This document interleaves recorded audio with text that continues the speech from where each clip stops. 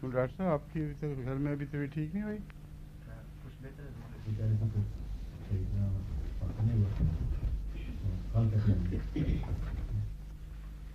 کیونکہ وہ تھوڑی بیماری میں روکنے والی تو نہیں ہے، اس لیے زیادہ ہی طبیعت خراب نہ ہو کہیں. ٹھیک ہے. نہیں وہ سلفر پارجنم سے فرق پڑا ہے ان کو.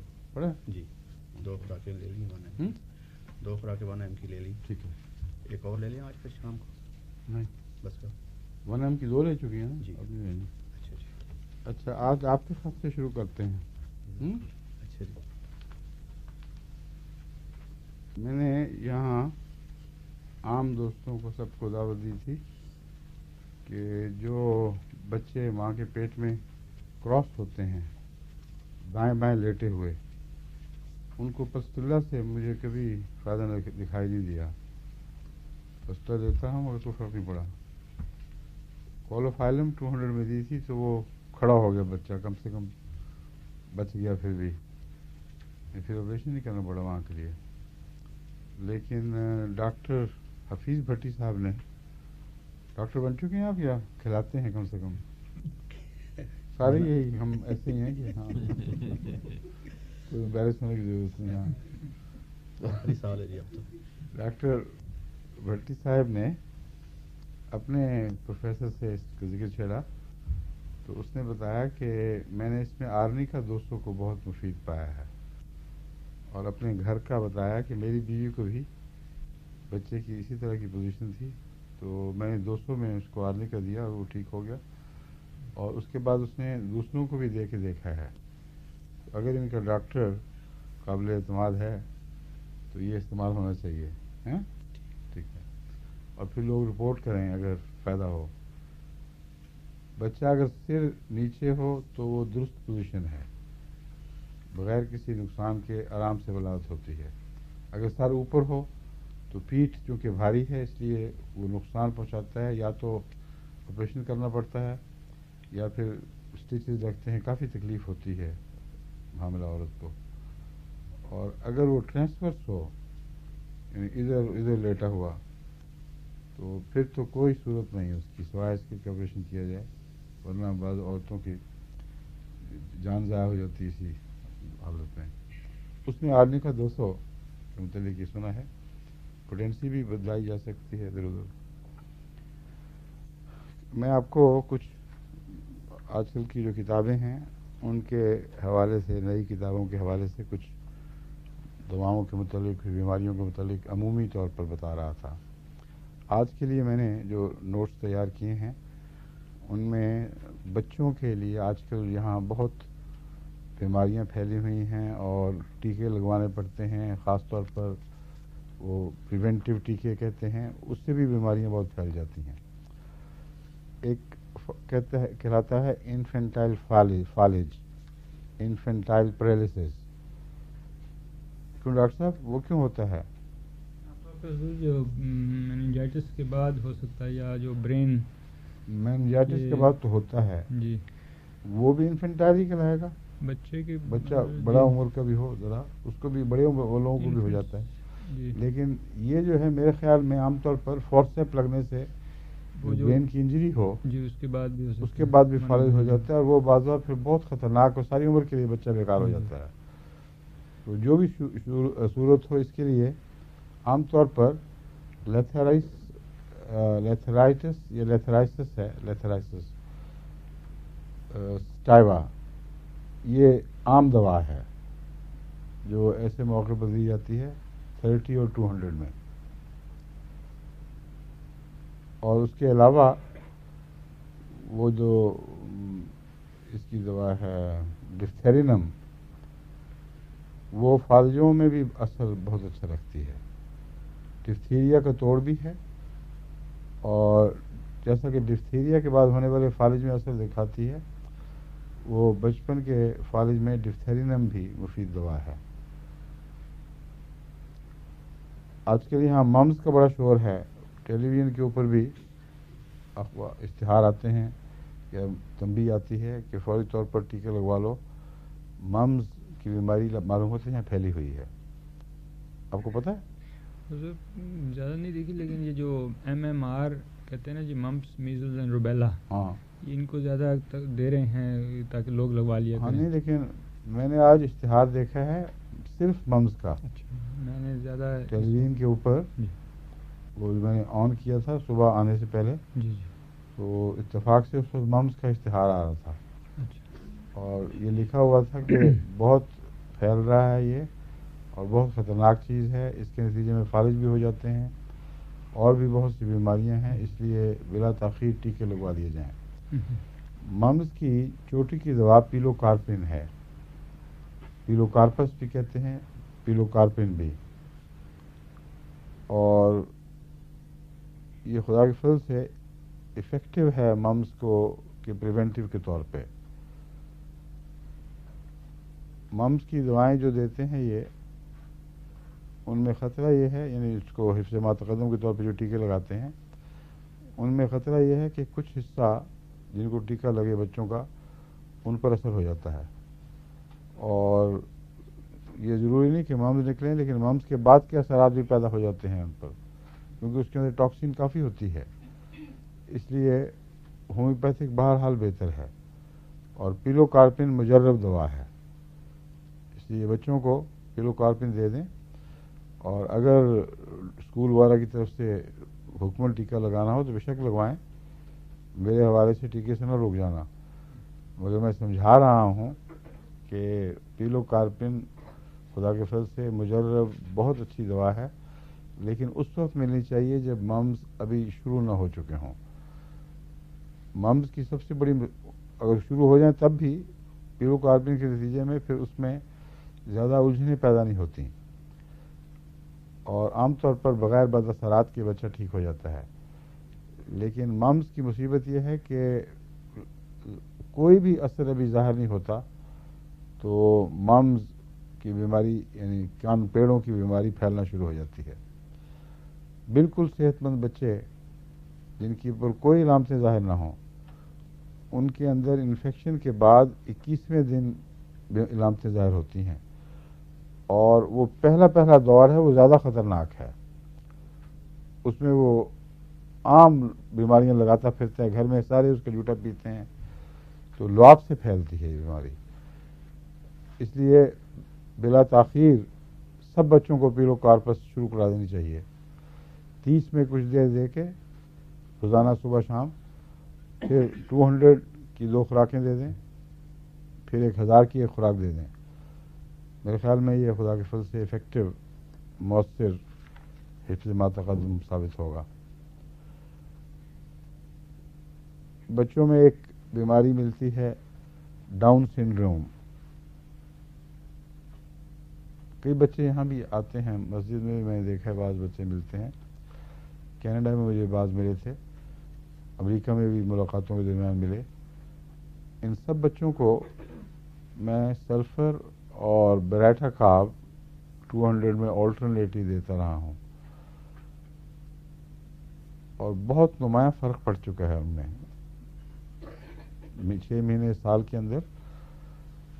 اب جو بچہ آیا ہوا تھا کہ یہاں مسجد میں کئی دفعہ نظر آتا ہے، اس میں بہت تبدیلیاں پیدا ہو چکی ہیں، کافی فرق پڑ گیا ہے. حالانکہ یہ جینیٹک بیماری ہے، اس لیے یہ بھی ہمیں تحقیق کرنی ہوگی کہ جینیٹیکلی ہومیوپیتھک دوائیں کوئی تبدیلیاں پیدا کر سکتی ہیں یا نہیں.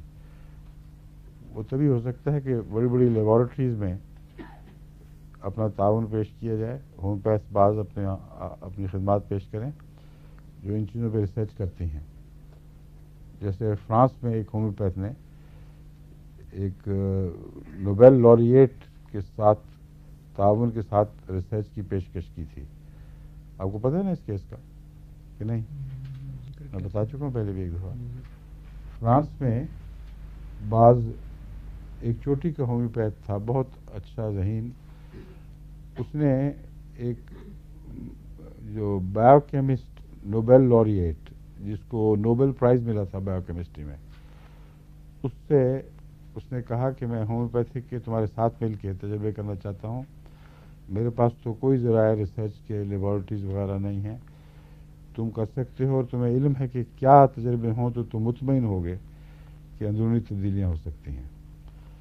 تو اس نے یہ پیشکش قبول کر لی، اور بعض جو تجربے کیے ان کے نتیجے میں اس نے ثابت کیا کہ جسم کے اندر دفاعی نظام میں یہ تبدیلیاں قطعی طور پر پیدا ہوئی ہیں جس کی کوئی اور وجہ ممکن نہیں تھی، اور جو دیا گیا ہے وہ پانی ہے، صرف پانی میں وہ دوائی دیتا تھا۔ اس پر یہ بھی شاہ سرخیاں لگ گئی تھیں کہ پانی اپنی کی یادداشت جو ہے وہ نا انمٹ ہے، وہ کبھی بھی اس کے اندر گھلی ہوئی چیز کی یادداشت نہیں مٹ سکتی، خواہ وہ چیز مٹ جائے۔ اس موقع پر میں نے بھی ذکر کیا تھا کہیں کہ سب سے پہلے یہ میرا نظریہ تھا جو اب یہاں ثابت ہوا آ کے روا میں سب جانتے ہیں جو میرے ساتھ علاج والا کروایا کرتے تھے کہ میں ان کو کہا کرتا تھا کہ میرے نزدیک یادداشت کا نظام ہے، اور یادداشت کا نظام صرف پانی سے تعلق نہیں رکھتا۔ اللہ تعالیٰ فرماتا ہے قرآن کریم میں کہ جو چیز بھی ایک دفعہ ہو اس کو تم قلم نہیں کر سکتے، قیامت کے دن اسی کی گواہیاں پیش ہوں گی، اور تمہاری جلدیں بھی گواہ بن جائیں گی، تمہاری زبانیں بھی، ہر وہ چیز جس سے انسان واسطے میں تعلق میں آتا ہے، جسے لمس کرتا ہے وغیرہ وغیرہ۔ جس طرح موٹی موٹی نشانی ایک تھم پرنٹ کی ہے، فنگر پرنٹس کی ہے، مگر جو پرنٹ اللہ تعالیٰ نے پرنٹ کا نظام جاری کیا ہے وہ کسی انسانی آلے سے معلوم نہیں ہو سکتا، بالکل آثار کلیتاً غائب دکھائی دیتے ہیں جیسا کہ ہومیوپیتھی میں ہے، اور ہو بھی جاتے ہیں۔ کوئی قطرہ جو آپ ہومیوپیتھک دوا کا 30 کا استعمال کرتے ہیں اس میں اصل دوا کا ایک ذرہ بھی نہیں ہوتا، ایک ایٹم، ایک الیکٹران تک نہیں ہوتا اس میں، اور باقی اونچی جو پوٹینسی ہیں ان میں تو ناممکن ہے نا، بالکل کوئی سوال ہی نہیں پیدا ہوتا۔ عام آدمی جس کو ایٹمز اور سب ایٹمز وغیرہ کا تصور نہ ہو، وہی بہت بڑا تصور ہے، اگر وہ ہو جائے تو اس پہ بھی آپ ششدر رہ جائیں گے۔ لیکن اگر تصور نہ ہو تو یہ جو میں بات کہہ رہا ہوں اس کا بھی کوئی تصور ممکن ہی نہیں ہے، آپ کو کوئی اندازہ نہیں میں کیا کہہ رہا ہوں۔ یونیورس جو ہے ساری کائنات دنیا کی، اس میں جتنے الیکٹرانز یا کوئی بھی شکل مادے کی موجود ہے، بجلی کی صورت میں یا کسی صورت میں، وہ سارے جتنی بھی تعداد رکھتے ہیں ان میں اگر آپ ایک قطرہ ڈال کر گھول کے دوسری طرف سے کچھ نکالیں ایک قطرہ، اور پھر یہ توقع رکھیں کہ اس میں اس کا مادہ موجود ہوگا، تو اس سے بھی زیادہ عجیب تر ہے کہ 1,00,000 پوٹینسی میں کچھ ہو، اس سے کروڑوں گنا زیادہ عجیب تر ہے۔ 1,00,000 پوٹینسی کا وہمہ بھی نہیں کر سکتے کہ کیا چیز ہے۔ ایسی لاکھوں کائنات مل جائیں، اس میں ایک قطرہ ملائیں اور پھر دوسری طرف سے نکالیں ایک قطرہ، اور کائنات کتنی بڑی ہے پتہ ہے آپ کو؟ 20 بلین سال چوڑی ہے یہ، یعنی روشنی کی رفتار 1,86,000 میل۔ اگر ایک طرف سے آدمی اس پر بیٹھ کر کرن پر بیٹھ کے سفر شروع کرے تو دوسرے کنارے پر 20 ارب سال میں پہنچے گا، اگر یہ کائنات وہیں کھڑی رہے، ویسے کھڑی نہیں رہے گی، آگے نکل جاتی ہے۔ اتنے کائنات میں جو بے شمار گیلیکسیز ہیں، ان کے اندر جو بے شمار پلینٹس یا دوسرے وجود ہیں، ان کے بیچ میں میٹر ہے، ان کے اندر کتنے ایٹمز ہیں، اور دنیا کی ہوا میں کتنے ایٹمز ہیں، یہ سارا تصور کریں تو اس کو کہتے ہیں مائنڈ باگلنگ۔ بالکل دماغ جو ہے وہ حواس باختہ ہو جائے گا، کچھ نہیں سمجھ آئے گی، فالج ہو جائے گا۔ اسی سے اندازہ کر لیں کہ ہوا میں کتنے ایٹمز ہیں۔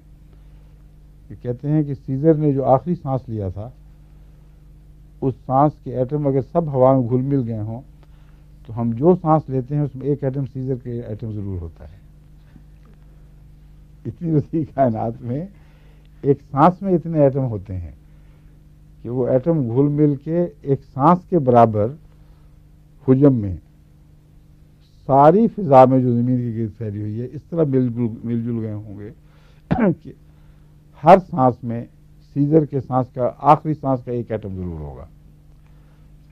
اسی لیے میں نے قادیان میں کہا تھا کہ ہم جو کہتے ہیں بڑا مزہ آ رہا ہے پھرنے کا، یہاں میں سمجھتا ہوں کہ سانس کے ایٹمز گھوم رہے ہوں گے ابھی تک.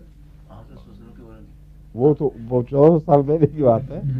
میں ویسے کہہ رہا ہوں کہ قادیان میں نے یہ بات کہی تھی. مسلم صاحب السلام نے یہاں عمر گزاری ہے، اس لیے یہاں وہ ایٹم ضرور ہوں گے، لیکن فضا تو بدل دیتی ہے، سب جگہ گھول دیتی ہے. میں ویسے مثال کے طور پر بتا رہا ہوں. ایک ایٹم کے ارد گرد جو الیکٹرانز گھوم رہے ہیں، وہ ایٹم خود اتنا باریک ہے کہ کوئی دوربین، کوئی خوردبین اسے دیکھ نہیں سکتی سوائے اس سے کہ الیکٹرانک ریفلیکشن کے ذریعے یا اس کو روشنی کے انتشار کے ذریعے دیکھا جائے، وہ الگ چیزیں ہیں. لیکن آپ اندازہ کریں کہ ایٹم کتنا چھوٹا ہوتا ہے. ہو گیا نا اندازہ؟ ایٹم کے گرد جو الیکٹرانز گھوم رہے ہیں ان کی وجہ سے اصل سائز سے ایٹم بہت بڑا ہوتا ہے، اصل سائز سے بہت چھوٹا ہوتا ہے. ایٹم اتنا چھوٹا ہونے کے باوجود جو میں نے آپ کو مثال دی ہے اس سے بھی بہت چھوٹا ہے اصل میں، کیونکہ جو بڑا دکھائی دے رہا ہے الیکٹران کے گھومنے کی وجہ سے. جیسے چھوٹی سی جگہ کے ارد گرد اتنے بڑے دائرے میں چیز گھوم رہی ہو تو تیزی سے گھومے تو آپ کو بڑی دکھائی دے رہی ہوگی، اگر وہ کولیپس کر جائے تو کتنی چھوٹی ہو جائے گی. اس کا اندازہ کریں اس طرح کہ ایک بہت بڑا ہال ہو، اس کے وہ ہال جو ہے وہ اچانک کولیپس کر جائے اور ایک مکھی کے برابر رہ جائے، تو ہر ایٹم اگر اس طرح ہو کہ اس کے الیکٹران اس پہ کولیپس کر جائیں تو ان کا سائز ایک مکھی کے برابر ہو جائے گا. جیسے ہال ایک مکھی کے برابر ہو جائے اور ہماری ساری زمین سکڑ کر ایک ٹیلا سا بن جائے گی. اور ابھی لوہا بھی ٹھوس نظر آتا ہے، دوسری چیزیں ٹھوس، لکڑی ٹھوس، اور اندر سے بیچ میں کچھ بھی نہیں ہے، صرف وہ ایک چکر ہے، رفتاریں ہیں جن کی وجہ سے بڑی دکھائی دے رہی ہیں. اب زمین میں کتنے ایٹم ہوں گے؟ بعض لوگ مذاق کے طور پر ہمیں کہا کرتے تھے کہ تمہاری ہومیوپیتھی تو ایسی ہی ہے جیسے بحر الکاہل کے ایک طرف ایک لوٹا ڈالو پانی کا اور دوسری طرف سے نکال لو اور کہو کہ یہ ہومیوپیتھک پوٹینسی بن گئی ہے. تو ان کو اندازہ نہیں تھا کہ ان کو مذاق بھی نہیں کرنا آتا. ایک لوٹا نہیں، ایک قطرہ بحر الکاہل کے ایک طرف ڈالو اور 20 بلین سال دور جو گیلیکسی ہے وہاں سے ایک قطرہ اٹھا لو اور کہو کہ یہ ہومیوپیتھک دوائی بن گئی ہے. یہ بھی 200 پوٹینسی یا 1000 بنے گی، بس 1,00,000 نہیں. تو ہم یہ باتیں کر رہے ہیں. اللہ تعالیٰ نے جو نظام قائم کیا ہے اس سائنسدان نے یہ تو نکالا نتیجہ کہ پانی کی یادداشت، مگر اصل نتیجہ یہ نکلتا ہے کہ خدا تعالیٰ کی ذات ہے، اسی نے پیدا کیا ہے، اس نے جو راز ہیں اس کے سوا کوئی نہیں جان سکتا، اور اتنا حیرت انگیز نظام ہے کہ انسانی تصور میں آ ہی نہیں سکتا. اب وہ چیز جو عدم ہے وہ اثر رکھتی ہے، ظاہر بات ہے عدم ہے بالکل اور اثر رکھتی ہے. تو لطیف چیزوں کے اثر کے خلاف جو دہریے منکر ہو جاتے ہیں ان کی عقل کی جو ہے بے بسی اور اندھا پن وہ صاف ظاہر ہو جاتا ہے. مادے پر ہمارا زور ہے، لیکن یہ نہیں پتا کہ مادے کے بغیر جو باریک تر چیزیں ہیں جو بحیثیت مادہ محسوس نہیں ہو سکتی ان میں طاقت ہے، اور وہ طاقت کسی اور طاقت کو پیغام دینے کی صلاحیت رکھتی ہے، اور وہ روح ہے.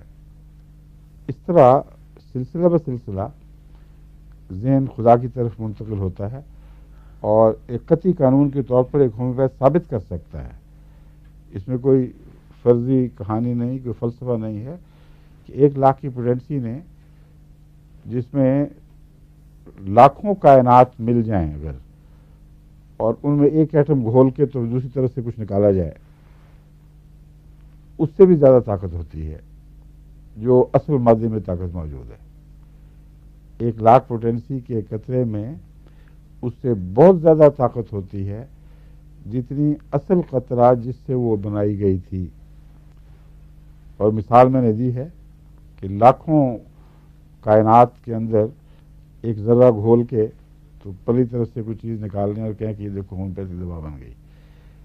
اب 1 لاکھ طاقت میں ہم نے جو سلفر دی ہے لوگوں کو، اتنا واضح اثر، اتنا نمایاں کہ بعض دفعہ لوگ شیک کر جاتے ہیں کہ اپنے کیا دے دیا، اور سلفر کا قطرہ تو ان کو پتہ بھی نہیں لگے گا،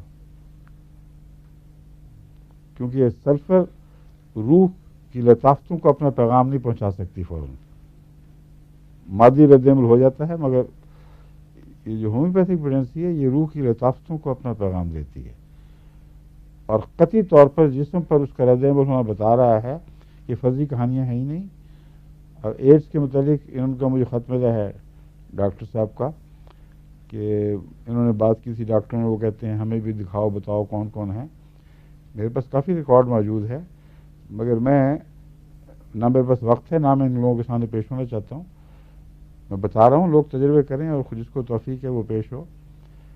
1 لاکھ طاقت میں سلیشیا دیتا ہوں، اور اب تک کم سے کم 15 مریض ایسے ڈاکٹری دوائیوں کے مطابق ہمارے پاس ہمارے سامنے علم میں آ چکے ہیں، جن کو یا پہلی ڈوز سے فائدہ ہو گیا، یا دوسری تیسری ڈوز سے فائدہ ہوا، یا پھر میں نے جب انٹر ڈوزنگ کی سلفر سی ایم کی اور کالی فاس سی ایم کی، پھر دوبارہ سلیشیا دی، پھر ان کو فائدہ ہوا۔ بعض کیسز میں فائدہ نہیں ہوا، اور وہ ہیں اکثر جن کو مجھ سے دور افریقہ میں ڈاکٹروں نے ٹریٹ کیا ہے، لیکن ان بیچاروں کو یہ نہیں پتا کہ ساتھ ساتھ دوسری علامتوں کو بھی دیکھنا پڑتا ہے۔ یہ دیکھنا پڑتا ہے کہ اگر سلیشیا فائدہ نہیں دے رہی تو کون سی علامتیں ہیں، کوئی اور چیز دی جائے پھر سلیشیا اثر کر جاتی ہے۔ اب یہ دیکھ لیجئے کہ سفیلینم 1 لاکھ طاقت میں اگر دی جائے تو وہ بچے جن کے اندر پیدائشی بنیادی نقائص ہوں، اکثر وہ جینیٹیکل ہوں گے، ان نقائص میں اگر دوائیں ان نقائص میں ایک یہ نقص بھی پیدا ہو جاتا ہے کہ مریض پر عام دوائیں جو ہومیوپیتھک دکھائی دیتی ہیں پھر بھی کام نہیں کرتی۔ اگر نزلہ ہوا ہے، نیٹریمور کی علامات ہیں، نیٹریمور کام نہیں کرے گی۔ اگر قد بڑھانے کا نسخہ ہے وہ اس پہ کام نہیں کرے گا۔ اگر سفیلینم کی ایک خوراک دی جائے اور دوبارہ پھر وہی دوائیں جو پہلے آپ کے خیال میں کام کرنی چاہیے تھی اور نہیں کر رہی تھیں وہ دے دیں تو وہ کام شروع کر دیتی ہیں۔ اب ہمارے ہاں ان کی سامنے بیٹھی ہوئی ہیں، بشیر، کیا نام ہے تمہارے میاں کا؟ سفیر کی اماں ہو تم؟ جی ہاں، جی میاں کا نام بشیر ہے؟ بشیر۔ ہاں ہاں، بیٹا سفیر جو بڑا پاپولر ہے ساری دنیا میں، ہمارے پروگراموں میں آتا رہتا ہے، چھوٹا پہلوان۔ اس کو میں نے ہومیوپیتھی نسخہ شروع کروایا اور خدا کے فضل سے 4 انچ قد بڑھ گیا اس کا، اور پھر رک گیا۔ ان کو میں نے کہا کہ اب سفیلینم سی ایم کی ایک خوراک دیں اور پھر دوبارہ شروع کرائیں۔ سفیلینم دے دی اور دوسری دوا شروع نہ کرائی، اور وہ اتنا کا اتنا رہ گیا بیچارہ۔ میں نے کہا سفیلینم تو جو اندر کی ریزسٹنس ہے دواؤں کے خلاف، جو اندرونی بیماری کی وجہ سے کوئی رد عمل پیدا ہو جاتا ہے، اس کو توڑنے کے لیے تھی، اور کئی مہینے سے بیچارے کو وہیں رکھا ہوا ہے۔ میں نے دوبارہ وہی نسخہ شروع کرا دیا جو پہلے قد بڑھانے کا تھا۔ کل رات آپ کی میاں نے کہا بڑھنا شروع ہو گیا، پھر ٹھیک ہے یا غلط ہے؟ کہتے ہیں 2 سوتر بڑھ گیا پھر تھوڑے عرصے کے اندر ہی۔ تو یہ آپ بتائیے کہ یہ کوئی فرضی باتیں تو ہے ہی نہیں نا۔ 1 لاکھ سفیلینم، میں پھر آپ کو بتا رہا ہوں کہ جتنا مرضی زور لگا لیں آپ تصور نہیں کر سکتے کہ کیا تماشا ہے یہ۔ جب تک خدا کی ہستی پر یقین نہ ہو، یہ مسئلہ سمجھ آ ہی نہیں سکتا. لطیف سے لطیف تر ذات جو ہے وہ قوی سے قوی تر ہے، اور اس کے طاقت کا نظام بھی بالکل مختلف ہے. ہمارے جو سائنس کے نظام میں اس کو سمجھنے کا ہی نظام پیدا نہیں ہوا ابھی تک. بس ہومیوپیتھک کو ایک روحانی علاج کے طور پر سمجھیں، مگر روحانی سے مراد یہ نہیں کہ دعاؤں والا نظام، دعائیں تو الگ ہیں. روحانی ان معنوں میں کہ اس کا روح سے تعلق ہے. اور حضرت مسیح موعود علیہ السلام نے بھی جب ہومیوپیتھک کو ذکر فرمایا بغیر ہومیوپیتھک کہے تو یہی فرمایا کہ مجھے ایک روحانی ذریعے سے علم ہوا ہے. مجھے اس کا بڑا لطف آیا کہ روحانی ذریعے سے ایک روحانی نظام شفا کا علم ہوا، اور فرماتے ہیں کہ اتنا میرے دل میں اس کے لیے جوش پیدا کیا گیا ہے کہ میرا بس چلے تو دنیا بھر کے طبیبوں کو بتا دوں کہ اس میں بنی نوع انسان کے بہت بڑے فائدے مضمر ہیں. اور وہ علاج تھا جلدی بیماریوں، اس کا مرکری اور سلفر کے ذریعے گلینڈز کی بیماریوں کو باہر جلد میں دھکیلنے کا، اور یہ ہومیوپیتھک ہے. مسیح موعود علیہ السلام کے علم میں تو اس وقت ہومیوپیتھک کا علاج کا طریق نہیں لایا گیا، مگر حضرت مسلم موعود نے پھر بڑا فائدہ اٹھایا اس سے. تو یہ باتیں میں بتا رہا ہوں کہ بہت ہی حیرت انگیز نظام شفا ہے. اس کو اسی طرح استعمال کریں، مگر جتنا لطیف پیغام ہوگا اتنا ہی آپ کا ایکوریٹ ہونا ضروری ہے.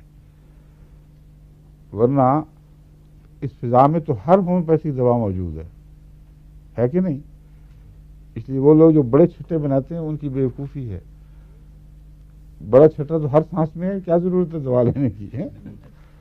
کوئی دنیا کی ایسی چیز نہیں ہے جو ہماری ہوا میں، ہمارے پانی میں نہ موجود ہو. جتنا مرضی آپ پانی کو پیوریفائی کر لیں، اس کے اندر سب دنیا کا خلاصہ ہومیوپیتھک کا موجود ہے. اس لیے میں نے یہ بھی تجربہ کیا تھا کہ نیٹریم میور کو نمک کے ساتھ ملا کے دیا تھا، اور اس وقت کے تجربے سے ثابت ہوا تھا کہ اس نے پھر بھی اثر کیا. جب نیٹریم میور ہومیوپیتھک دوا بن چکی ہو تو وہ مادے کے طور پر کام کرتی ہی نہیں. اس کا رد عمل کیسے ہو سکتا ہے نیٹریم میور کے ساتھ؟ کیونکہ نیٹریم میور تو ایک مادہ ہے. اس کی وہ پوٹینسی جو ہم نے بنائی 200 میں، اس میں تو نمک کا نام و نشان تک، آٹے میں نمک کا نشان تو ہوتا ہے مگر اس میں ذرہ بھی نہیں. تو میں نے کیا، اور اس وقت مجھے تفصیل سے کیس تو یاد نہیں، مگر مجھے بہت لطف آیا تھا دیکھ کے کہ نمک کے اندر نمک کی دوا دی، اور اس دوا نے کام کیا، نمک نے بد اثر نہیں پیدا کیا. ورنہ نمک تو ٹھوس تھا، نمک کو قبضہ کر لینا چاہیے تھا، اور ہومیوپیتھک نمک کو بیکار ہو جانا چاہیے تھا، لیکن وہ زیادہ طاقتور تھا اس کا پیغام. تو پیغام صحیح ہونا ضروری ہے، باقی باتیں اللہ تعالیٰ پر چھوڑ دیں. انسانی نظام کے اندر وہ جو روح کام کار فرما ہے وہی رد عمل دکھاتی ہے، اور کس طرح کرتی ہے اللہ بہتر جانتا ہے، اس کے سوا کسی کو علم نہیں. اب اس سلسلے میں آپ کو بتا چکا ہوں پیلو کارپس بچوں کے لیے، فالجوں وغیرہ کے لیے بہت مفید دوا ہے. اور ڈاؤن سنڈروم کی بات کر رہا تھا. ڈاؤن سنڈروم میں میڈورائنم کو بھی بہت اچھا بتایا گیا ہے.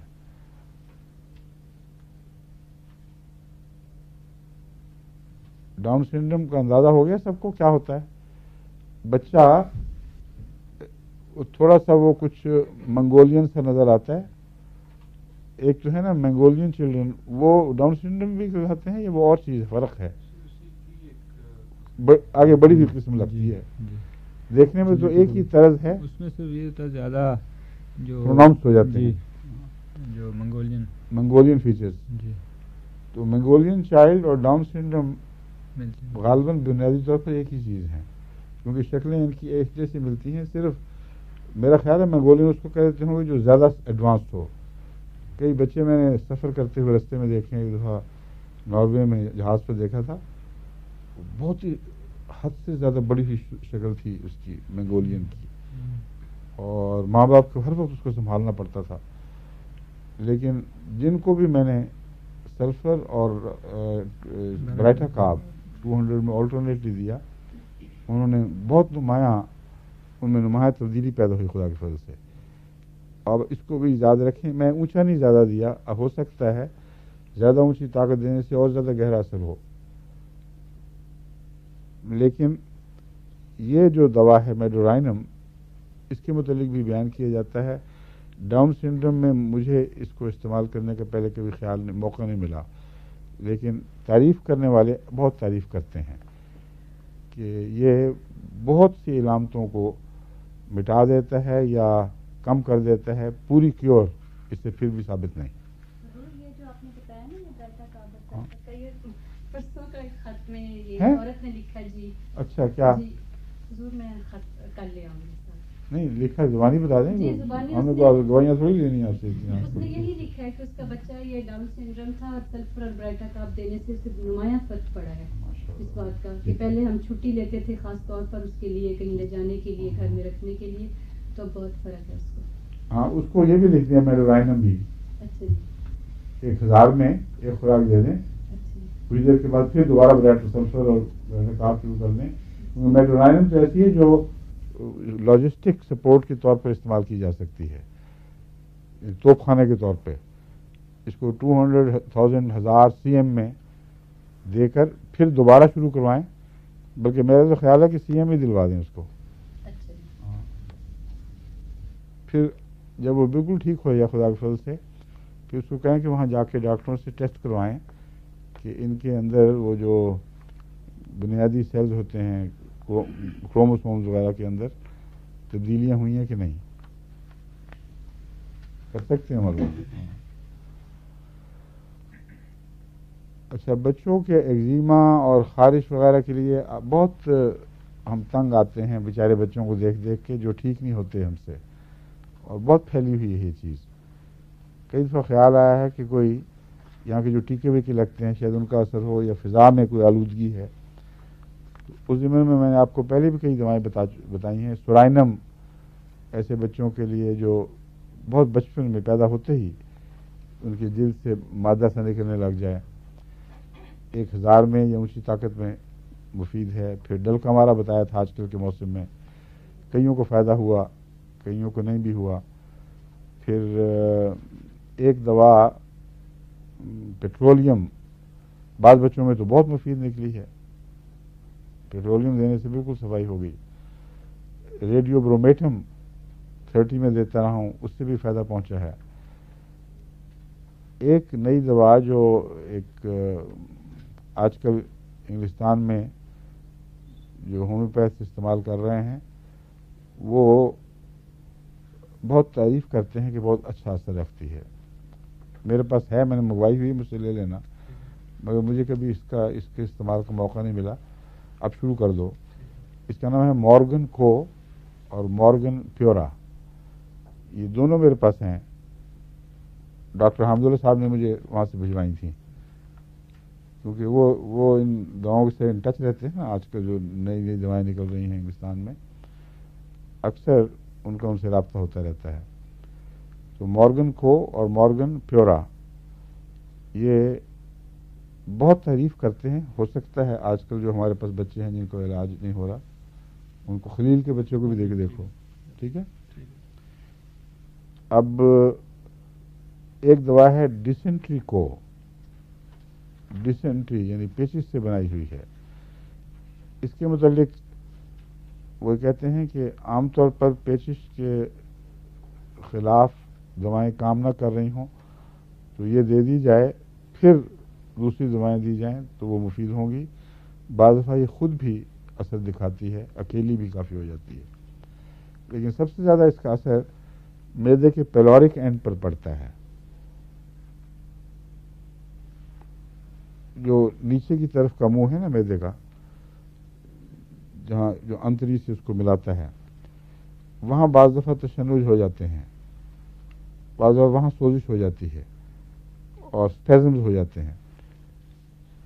یہ غالباً ڈسینٹری کے جو ٹاکسنز ہیں، پیچش کے جو زہر، وہ ٹریول کر کے جب معدے کے منہ قریب پہنچتے ہیں تو وہاں بد اثر دکھاتے ہیں، اور یہ بیماری بہت مشکل سے قابو آنے والی ہے. ڈسینٹری کو کے متعلق بڑی شہرت ہے کہ یہ غیر معمولی فائدہ پہنچاتی ہے اس بیماری میں. پیلورک اینڈ میں تشنجات کا رجحان، سوزش کا رجحان، ڈاکٹر صاحب اس کو یاد رکھیں، اپنے کسی مریض پہ تجربہ بھی کر کے دیکھیں. آتے رہتے ہیں اکثر ایسے مریض کہ نہیں؟ کبھی کبھی آتے ہیں. اچھا ہاں، کبھی کبھی اس لیے آتے ہیں کہ باقی فائدہ نہیں نہ ہوتا ہوگا، بھاگ گئے ہیں آپ سے سب. اس مرض کے زیادہ نہیں دیکھے گئے. ہو سکتا ہے اس مرض کی پہچان نہ ہوئی ہو، تو عام مرض ہے. پیلورک اینڈ میں اسپیزم کا ہونا اور یہاں تنگی محسوس کرنا، بعض دفعہ اس کی وجہ سے کھانا اندر جمع ہو کر گلتا سڑتا رہتا ہے، تیزابیت پیدا ہو جاتی ہے، معدہ پھول جاتا ہے. اس کی اکثر کی وجوہات پیلورک اینڈ کے اسپیزم کی وجہ سے ہوتی ہے. اس کا بلکہ کئی مرتبہ آپریشن کرتے ہیں پھر وہ. ہاں، تو مریض آپ کے پاس آتے ہوں گے لیکن ہو سکتا ہے پہچانے نہ ہوں. جو لوگ کہتے ہیں بہت تیزاب ہے، بڑی گیس ہو جاتی ہے، ان پر غور کریں. آپ جگہ دبا کے دیکھیں، وہاں اس کو درد بھی محسوس ہوگی. آئندہ کے لیے متوجہ ہو کے. اور دوا ان سے منگوا لینا. ڈسینٹری کو آپ کے پاس ہے؟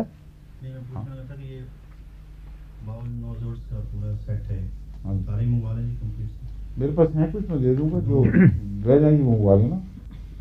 ہاں عارفہ کو بات آئی ہوئی ہے، بتاؤ. ایک عورت بتا رہی تھی، کہہ رہی تھی کہ اس کے نا انتڑی کے نیچے اور انتڑی کے باہر کی سائڈ میں چھالے ہیں. اچھا، تو اس کے کام آ سکے گی؟ پتہ نہیں کیا، اس کو دیکھو، مگر چھالوں والی دوائیں جو امپیڈیگو کی دوائیں ہیں مثلا، وہ کام آ سکتی ہیں. امپیٹیگو میں بچوں کے ایگزیمے میں مجھے یاد آ گیا، امپیٹیگو جو چھالے اور پھیلتے ہیں ساتھ، اس میں چوٹی کی دوا اینٹیمونیم ٹارٹ ہے، اور آج کل کے ایگزیمے میں بھی مفید ہو سکتی ہے وہ. کیونکہ میں نے دیکھا بہت سے ایگزیموں میں چھالے نکلتے ہیں، پھٹتے ہیں، پھیلتے جاتے ہیں. تو امپیٹیگو میں اینٹیمونیم ٹارٹ کو ایک بہت اہم مقام ہے، بہت مفید دوا ہے. اور متلی کی بھی بڑی چوٹی کی دوا ہے. اور دمے میں جب کہ آخری سٹیجز پہنچ چکی ہوں، آخری منازل ہوں، اور جسم میں یعنی پھیپھڑوں میں رد عمل کی طاقت ختم ہو چکی ہو اور بھر رہا ہو سب کچھ، سانس کی جگہ چھوٹی ہوتی جائے، وہاں بھی اینٹیمونیم ٹارٹ خدا کے فضل کے ساتھ ایک زندگی بچانے والی دوا کہلا سکتی ہے، لائف سیونگ ڈرگز میں سے ہے.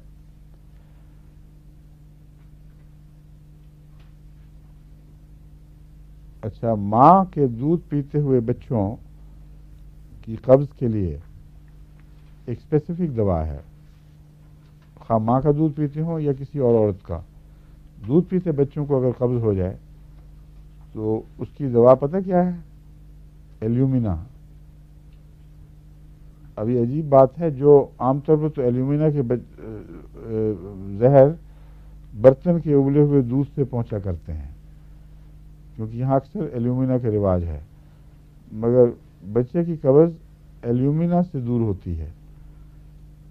معلوم ہوتا ہے کہ ماں جو دودھ پی رہی ہے اس کا رد عمل کہیں اندر جا کے اس بچے پر ظاہر ہوا ہے کسی طریقے سے، تو اس میں یہ کافی مفید ہے. اسے ہاں، حاملہ کی قبض کے لیے ایلیومینا ہی ہے. ٹھیک ہے.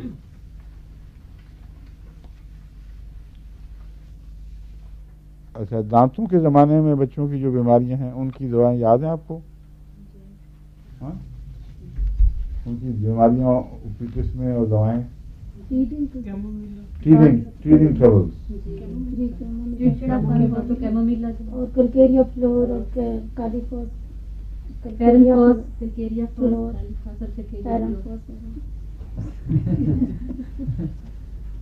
اچھا، دانتوں میں نے آپ کو بتایا تھا کہ دانتوں کے زمانے میں اگر بدمزاج بچے ہوں تو کیمومیلا چوٹی کی دوا ہے، اور اگر رونے پیٹنے کا رجحان ہو تو پسٹیلا. اور اکثر دانتوں کے زمانے میں کانوں کا درد بھی شروع ہو جاتا ہے، اور اس طرف مادے حرکت کرتے ہیں کان کی طرف، تو ان دونوں صورتوں میں بھی یہ چوٹی کی دوائیں ہیں. اور ایلیم سیپا اگر کان پر اثر پڑے تب دینی ہے، مگر یاد رکھنا اس کو کہ اگر نزلاتی کیفیت ہو دانت نکالنے کے زمانے میں تو ایلیم سیپا کان کی چوٹی کی دوا ہے، اور عام ٹونک کے طور پر میں دیتا ہوں فیرم فاس، کیلکیریا فاس، سلیشیا اور کالی فاس 6x میں. یہ جن بچوں کو دی جائے ان کے دانت خدا کے فضل سے بہت آسانی سے نکل آتے ہیں.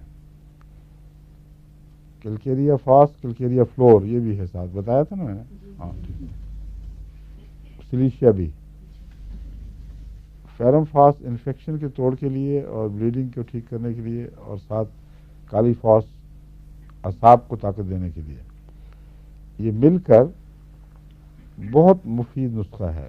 بعض ماؤں نے بتایا کہ 10ویں مہینے میں اتنے آرام سے دانت نکال لیے ہیں بچے نے کہ پتہ ہی نہیں اس کو لگا، اور بچے کمزور ہو جاتے ہیں اور یہ اور بھی پہلے سے زیادہ مضبوط ہو گیا. تو اس نسخے کو پیش نظر رکھنا چاہیے. بچوں کے دمے میں جو بہت ہی مصیبت والی چیز ہے، کون کون سی دوائیں آپ کے دماغ میں آئیں گی؟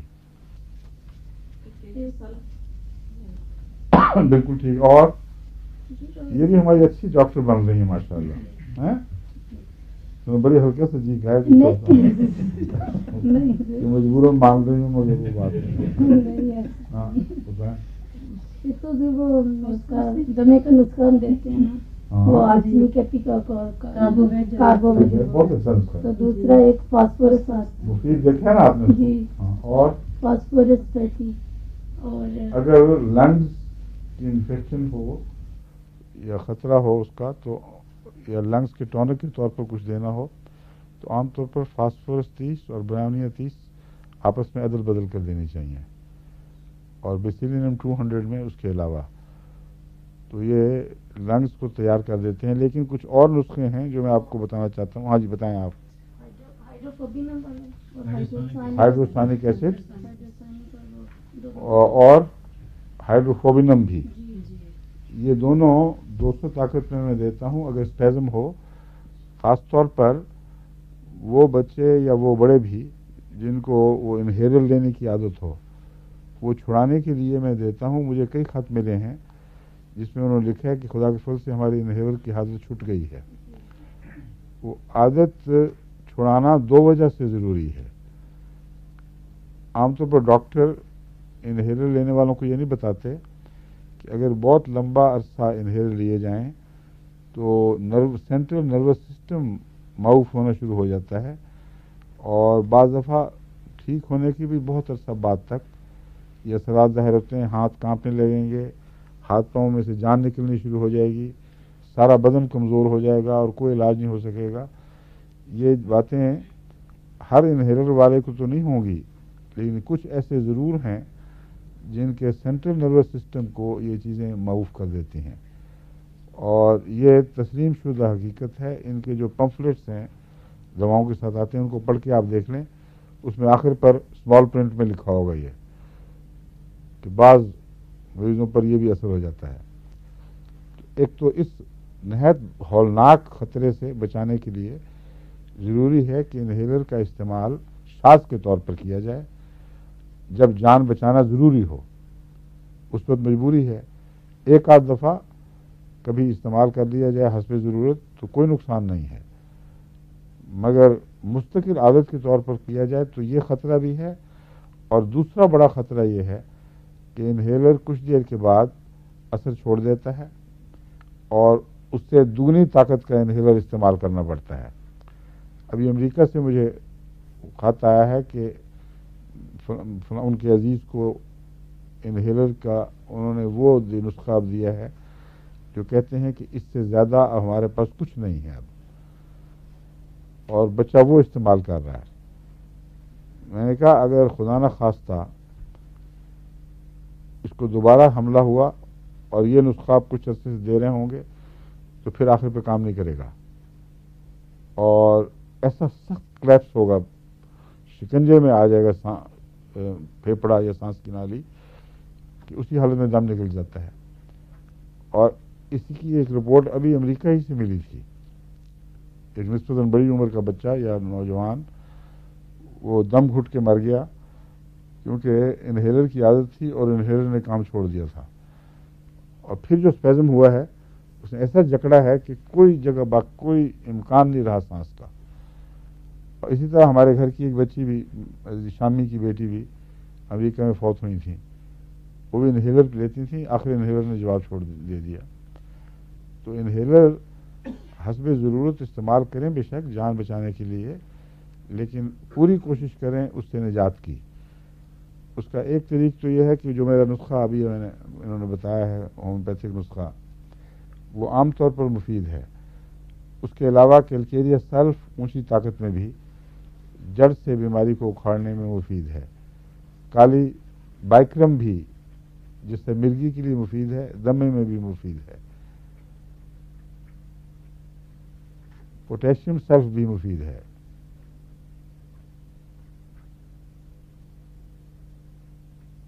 یہ عام نسخوں کے علاوہ یہ بھی کبھی کبھی بیچ میں اونچی طاقت میں 10 100 200 1000 وغیرہ میں یہ ساتھ دیتے رہنا چاہیے.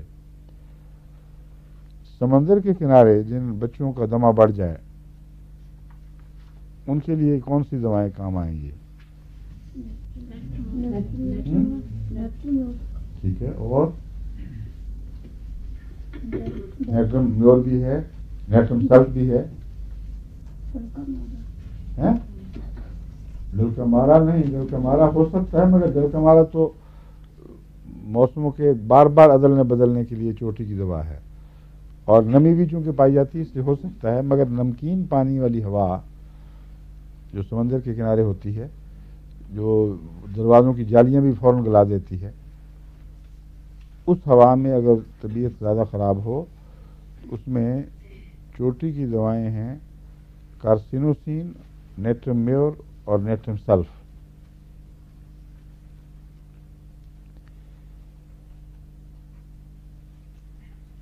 کارسینوسین بھی مفید ہے اس میں, جو کینسر سے بنائی ہوئی دوا ہے.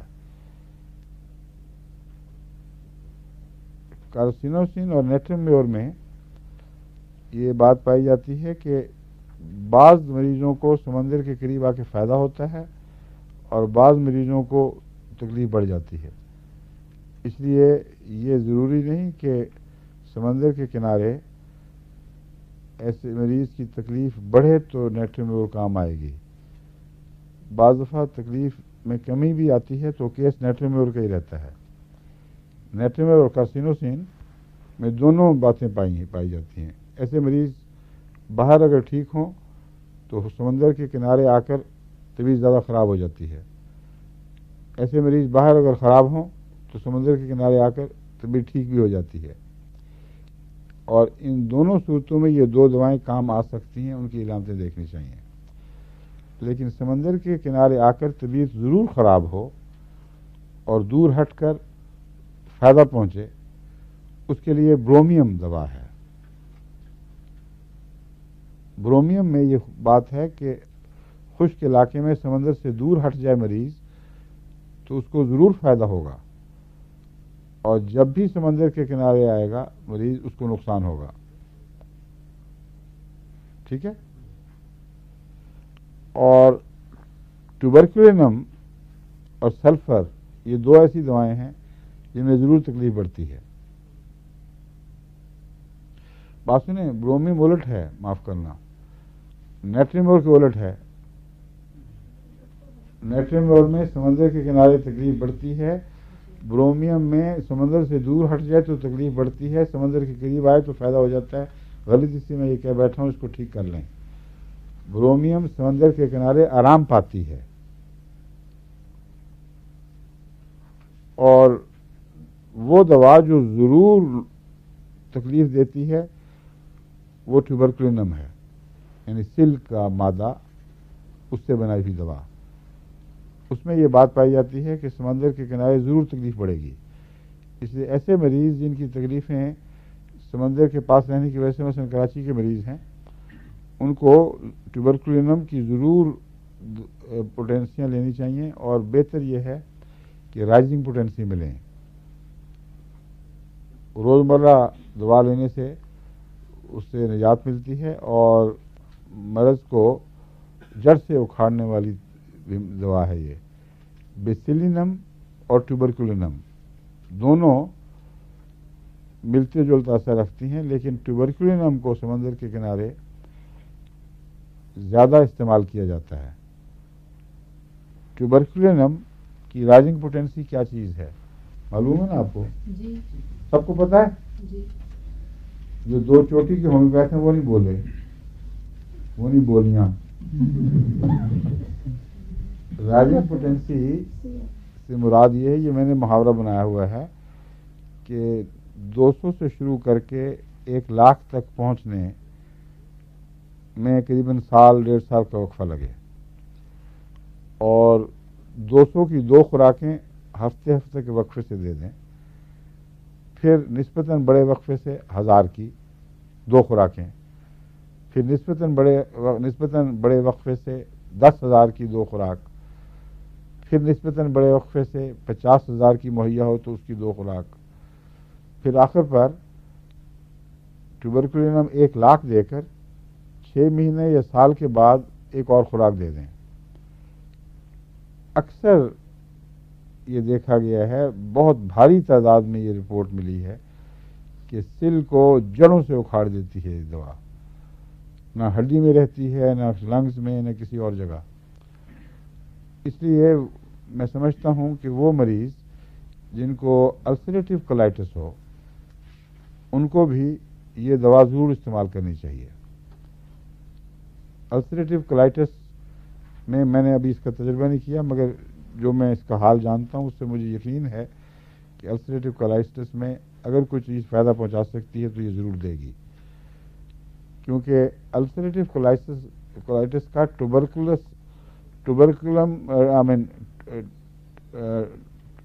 کیا کہتے ہیں اس کو، ٹیوبرکلوز میرے دماغ میں آ رہا تھا، ٹیوبرکلوز کہتے ہیں جو ٹیوبرکلوسس کے نتیجے میں جو گٹھلیاں بن جاتی ہیں نا، تو ٹیوبرکلوز ہی منہ میں آ رہا تھا، ڈاکٹر نے مدد کی۔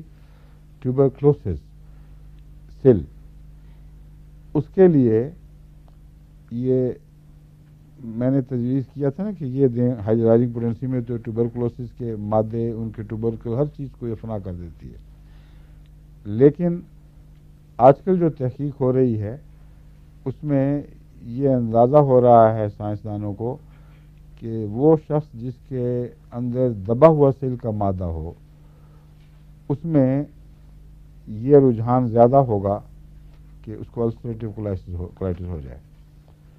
ہمارے ایک احمدی ریسرچر اسی کام پر ریسرچ کر رہے ہیں، اور عجیب اتفاق ہوا کہ میں نے ان سے کہا کہ اس کی جو میں نے علامتیں دیکھی ہیں، 1-2 مریضوں کو کوشش بھی کی ٹھیک کرنے کی، مگر وہ میرے علاج کے قابو نہیں آ سکی بیماری، ان کو واپس پھر دوسرے علاج میں واپس جانا پڑا۔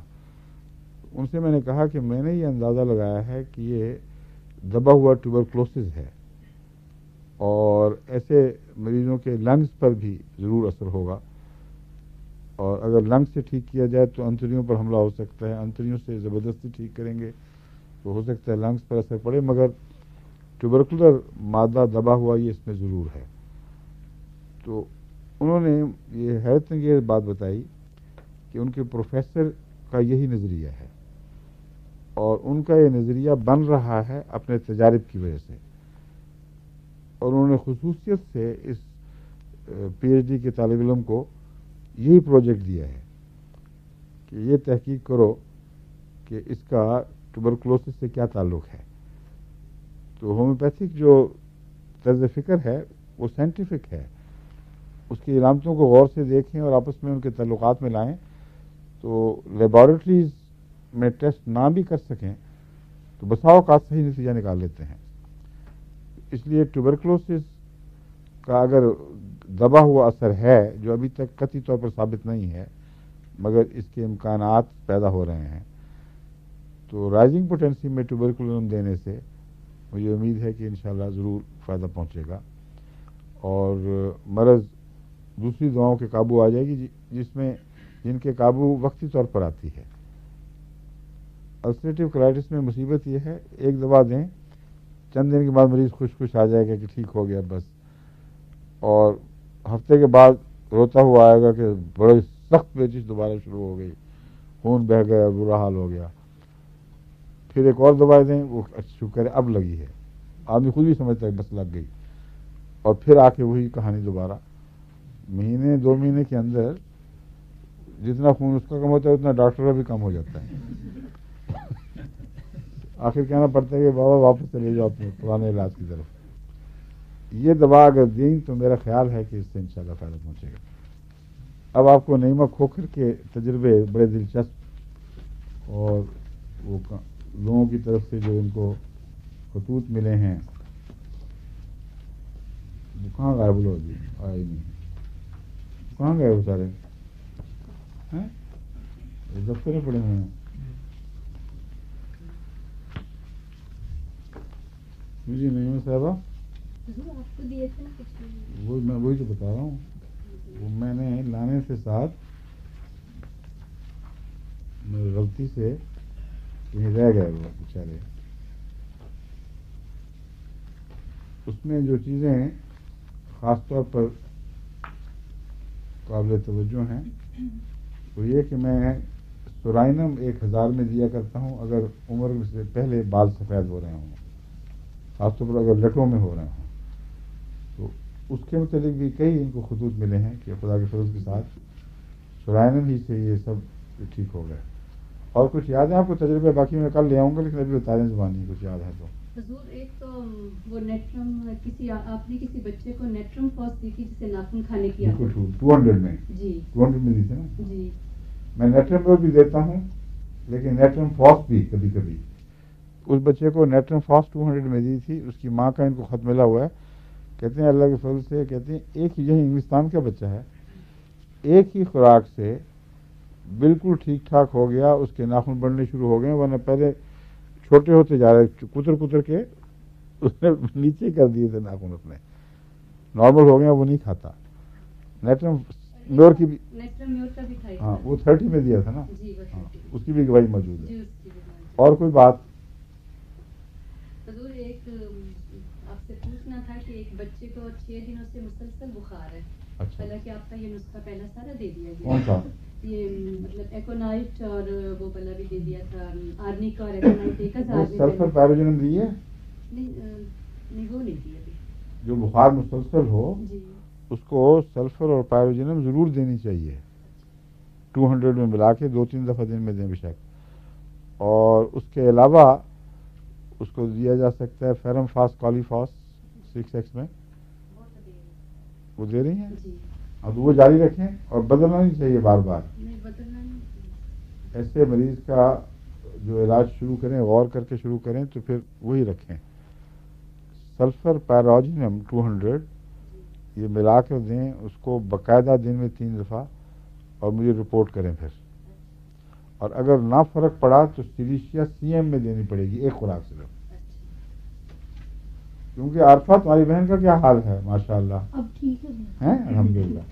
بڑا سخت کرائسس آیا تھا. جی ہیں تمہارے گھر میں نقصان ہوا، وہاں حادثہ ہو گیا، بیچاری کو بہن بیمار پڑی ہوئی، ڈاکٹر پریشان، بلڈ پریشر قابو نہیں آ رہا تھا، بے ہوش ہوئی ہوئی تھی، اور مہینہ 8واں تھا پورا، ابھی ختم نہیں ہوا تھا.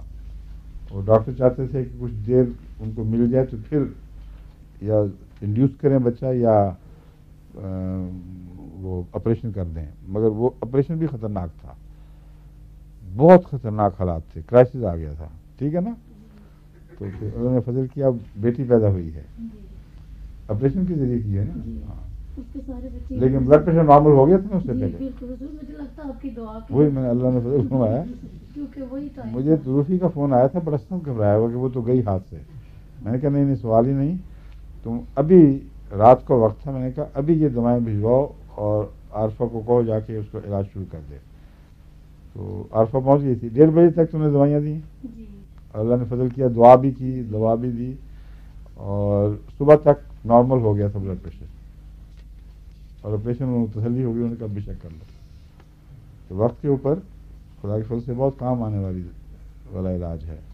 اچھا باقی انشاءاللہ کل. تو یہ آپ کا کیا حال ہے، آپ کی ڈاکٹری کا؟ مسز ریاض ٹھیک ٹھاک؟ تو ڈاکٹری پھیل رہی ہے یا سکڑ رہی ہے؟ اپنے گھر کے دائرے سے باہر نکلی ہے علاج میں؟ اچھا السلام علیکم، خدا حافظ.